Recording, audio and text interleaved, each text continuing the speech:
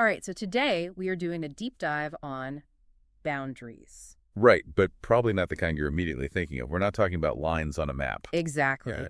Our source is a really fascinating address from 1976 by Reverend Sun Young Moon. It's called Boundary Line. God's heartism transcends all division. And it does this incredible thing where it takes these very physical, very practical ideas like, the U.S.-Canada border or military defense lines and uses them as metaphors Metaphors for what, for exactly? completely invisible boundaries, moral lines, lines of spiritual sovereignty, even those internal limits we set for ourselves. So our mission today is to really synthesize this teaching. We want to understand how the speaker defines these invisible lines, why they even exist, and what this ultimate concept is, this heartism. A concept that he claims surpasses even Godism. Right. And the challenge for you listening is to think about the core question from the source. In your own life, your spiritual, moral, professional life, what kind of boundary line do you have? It's a fascinating way to look at self-governance. I mean, it's not just philosophy. It really reads like a strategic manual for self-defense. Okay, so let's start with the basics then. The utility of a boundary line itself. The sources say they do two things. They show ownership and their defense lines to stop aggression. It's a pretty fundamental principle for order. And it immediately gets turned inward. The source says that even in a community where everyone feels totally free, each person has these inner boundary lines they just cannot cross. And if you violate those moral or ethical limits, you risk being captured, held by, and this is a quote, another territory or by another master. So crossing your own internal line means you lose your sovereignty. A complete loss, yes. That sets up this really remarkable paradox right away. If boundaries are so necessary for defense, for sovereignty, is there any being that doesn't need them? And this is where the source makes a really stunning claim. It says that even God has a boundary. Which is a challenging idea, right? Because we associate God with being all-powerful, omnipotent. Exactly. Why would an almighty being set a line that he has decided he will not cross? The teaching says that if God were to cross that line, he'd be forced to defend that action. And defending it would be, quote, far more difficult and risky than remaining within the line. So from a strategic view, it's not a limit on his power, it's an act of divine discipline. A choice. He's choosing the path of least risk to maintain this perfect, absolute order.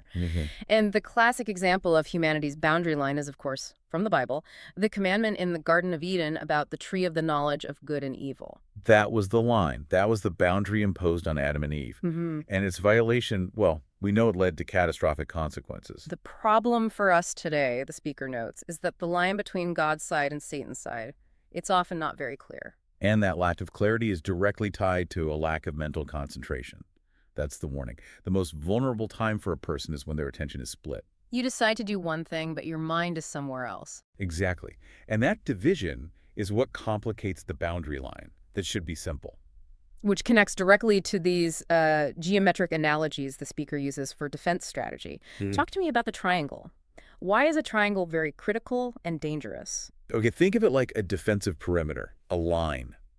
Now, if your behavior or your thought, which is a point of the triangle, say your mind or your eye, if it sticks out past that main line, it becomes a target. An exposed target. A very exposed target. And your defense needs to skyrocket. You need a cannon of defense for your mind, another one for your eye. The whole thing gets incredibly complex and expensive because you've created these protrusions. So what's the solution? A short straight line between 2 points. I mean, that's the definition of efficiency. It's safe, lets you concentrate all your energy, all your cannons on one short, manageable front. Simplicity equals strength. And complexity equals risk. So if we apply that straight line strategy to our lives, the teaching points to two major areas that mess up our defenses: internal and external temptation.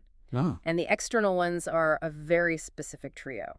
Yes, the three things that are always pulling us past that straight line are money, knowledge, and power. Those are the forces that tempt us to create those vulnerable, complicated shapes. Right. And the source is very careful here to make a distinction between ambition and just self-centered greed. How so? Self-centered ambition, where you cross boundaries just for your own sake.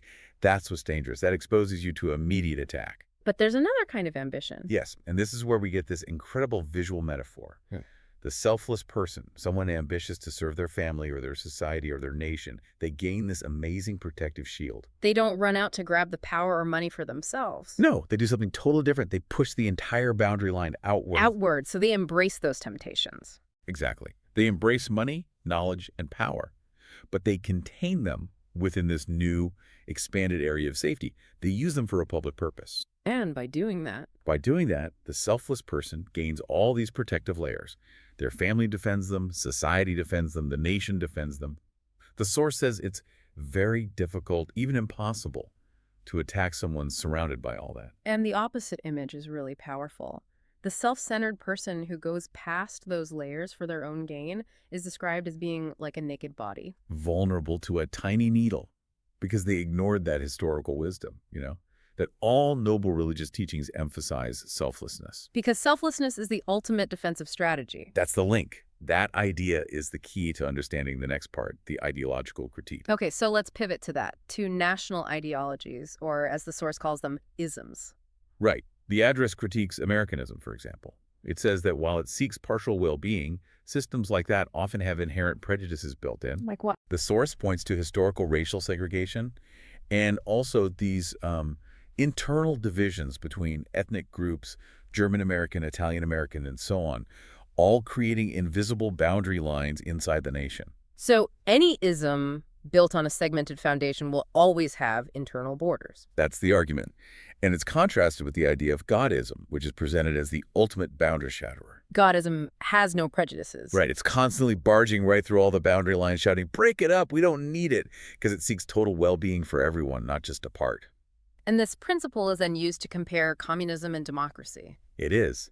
The source claims that communism has these deep-seated systemic prejudices, a need to hate the rich, to hate the capitalists. And this inherent prejudice is why it needs physical walls, like the Berlin Wall. Yes, the walls are seen as physical proof of an ideological weakness.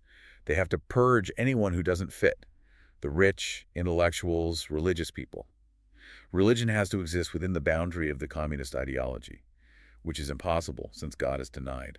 And the free world, democracy, is argued to be closer to God's ideology. Because it has no such built-in prejudices, in theory. There's room for everybody, rich, poor, intelligent. It doesn't need walls to keep its people in. But here's the big turn, right? Because even Godism, this boundary-shattering ideology, isn't the final answer. It's not. It's still operating within the framework of, well, of an ideology. It has limits. And this is where it gets really fascinating.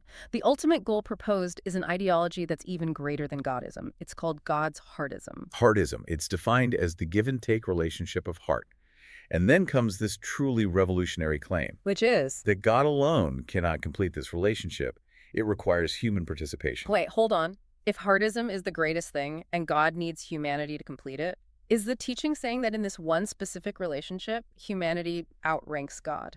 In a way, yes. I mean, God is the absolute source of power and principle, but the ultimate expression of the heart, that dynamic exchange of love, it can't be fully real without an object to love. We're required to fulfill that exchange. Our participation is what makes it complete. It elevates the human role to something God can't achieve by himself. And the power behind all of this is love. The teaching says love is the most powerful force in the universe. And in the world of love, there is no boundary. It transcends everything, all our geometry, all our politics. There's a powerful example given for this. There is. After the crucifixion, Jesus goes down to the dungeons of hell and preaches for 3 days. He is physically in Satan's territory, the ultimate boundary, but Satan has no power to bind him. Why not? Because Jesus, as the manifestation of God's boundless love, taught the principle, love your enemy.